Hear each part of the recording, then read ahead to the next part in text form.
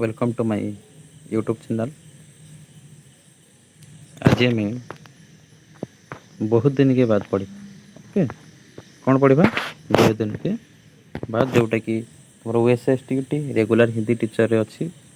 कौन अच्छे देख, प्रस्तुत कविता बहुत दिन के बाद कवि नागार्जुन जी के द्वारा लिखित है। ठीक अच्छे, क्या द्वारा लिखित अच्छे? नागार्जुन के द्वारा। कवि नागार्जुन की यह कविता योगधारा नामक कविता संग्रह से दिया गया है। यदि आपका क्वेश्चन आएगा कि बहुत दिन के बाद जो कविता है वह कौन सा किताब या कविता संग्रह से लिया गया था, वो इसका आंसर क्या होगा? योगधारा। कवि एक लंबे समय के बाद अपने चिर परिचित गांव में आते हैं और यहाँ अपूर्व आनंद तथा परितोष का अनुभव करता है। इस उल्लास को कवि ने शब्द, स्पर्श, रस, रूप और गंध के 5 बिंबों के माध्यम से व्यक्त किया है। कवि प्रस्तुत कविता में बताते हैं कि बहुत दिनों के बाद मुझे ग्रामीण प्रकृति का रमणीय एवं मोहक रूप देखकर आनंद का अनुभव। कौन कहते ना, गाँव को से बहुत दिन पर नागार्जुन निजर गाँव को आसिक निज गाँव को आसिक से एत सुंदर आते मोहक जिनस देखी से हूँ कौन कला शब्द, स्पर्श, रस, रूप और गंध, जो गंधर जो 5टी बिंब अच्छी विषय सब लिखी। ओके, बहुत दिन के बाद मैंने गांव में ताजे ताजे मूलसरी के फूलों की सुगंध, दिव्य सुगंध का अनुभव किया। ठीक है, बहुत दिन पर निज गाँव में जो ताजा ताजा फुटी था फूल, मूलसरी फूल, तार बास्ना से सुनिले। बहुत दिन के बाद मैंने पगडंडी पर बिखरी चंदन वर्णो धूल को छूकर अनुभव किया। कौन कला? बहुत दिन पर से हूँ पगदंडी उपर जो बिछड़ी होगी पड़ा चंदन वर्ण धूली से छुईकी बहुत अनुभव कले। कवि गन्ने के रस चूस कर बहुत भल लगे। तापर देखा, देख तुम हूँ विषय जेठू आसला कौन देख, बहुत दिन के बाद अब की मैंने जी भर देखी पक्की सुनहली फसलों की मुस्कान। बहुत दिन के बाद अब की मैं जी भर सुन पाया बहुत दिन के बाद। कौन कहला? बहुत दिन के बाद अब की मैंने जी भर देखी, माने बहुत दिन पर एबे मैंने, ठीक अच्छे, मु कौन कहला? अब की मैंने जी भर देखी, मु मोर जी भरिक देखिली। कौन? पक्की सुनहली फसलों की मुस्कान। कौन कहला?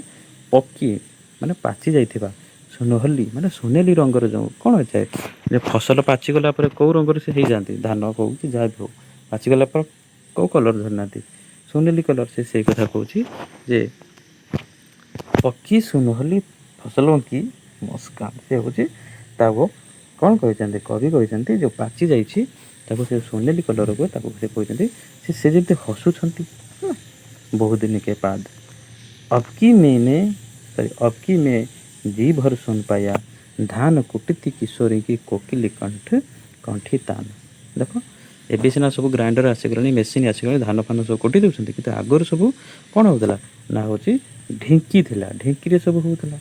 तो से कहते अब कि मैं जी भर सुन पाया, एबे मु जी भरिक शुणी पाइली धान जो कुटुंट, धान कुटती किशोरिया, किशोरिया माने जो बड़ बड़ झील सब सब धान कुटती, से कुटिला बेले जो गीत गाती से गीत को कोकिल कंठ, कोइल भाया कंठ जो गीत गाती हूँ से शुणी पार्टी। कौन कही देख, प्रस्तुत पंक्तियाँ बहुत दिन के बाद कविता से लिया गया है।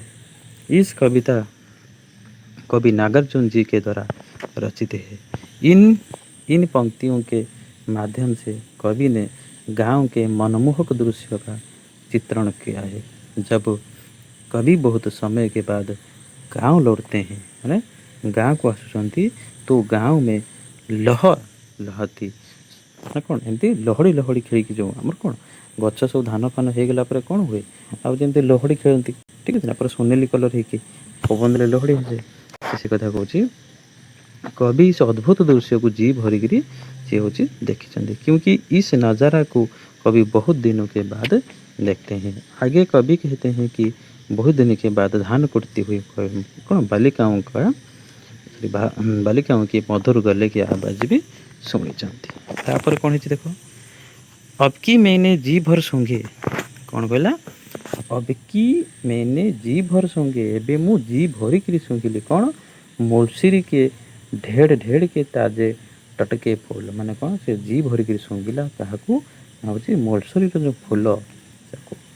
तापर कौन कहला, बहुत दिन के बाद अब कि मैं जी भर छू पाया अपनी गाँव की पगदंडी की चंदन बर्णी धूल, माने कौन देख चंदन माने कौन, चंदन हूँ चंदन बुड़ा जाए कौन पाई ना, शीतल देवाई कृष्ण को देहरे भी बुड़ा जाए। श्रीकृष्ण से कहला जे तांकर जो गाँव जो धूली से धूली की से चंदन सहित हूँ तुलना कर से पिला बेले से धूई ही से खेल बढ़ी से कथा कहूँ।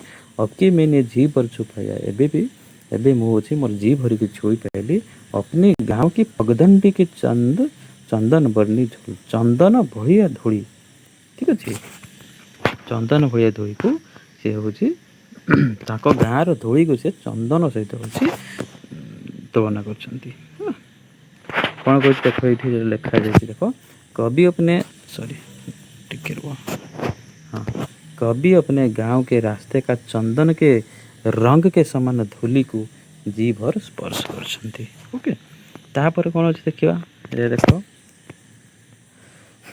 अब कि मैंने जी भर तालम खाना खाया गने चूसे जी भर बहिदिन के, कौन कहला हूँ बहुत दिन पर तालम से खाई, कौन खाई, तालम खाना खाया, ठीक अच्छे ना नहीं, आउ कौन गन्ने चूसे, गन्ने जो ओडिया कौन कहते गन्ने को आखु, आखु से खाई बहुत दिन के बाद, अब कि मैं जी भर भोगे गंध रूप रस शब्द आ स्पर्श, ये हूँ समस्त प्रकार सी हूँ गाँव में आसला पर सब पाई जाइए।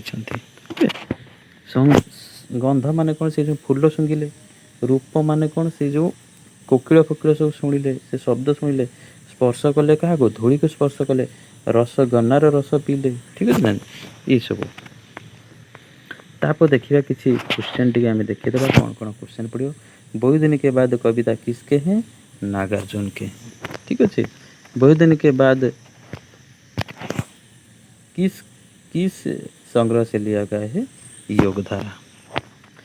अब की बार कवि ने जी भर क्या देखा, पक्की सुनहली फसल को सी हूँ देखला ना।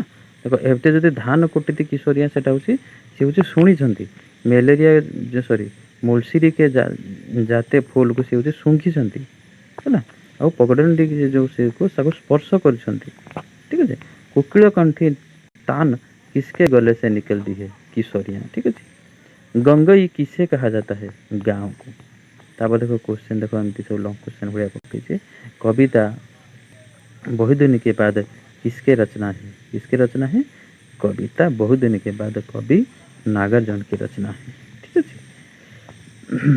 आउ सेमती किसी क्वेश्चन ना आउ भी जहाँ अच्छे तुम सब पढ़ीदेव है। ये तुम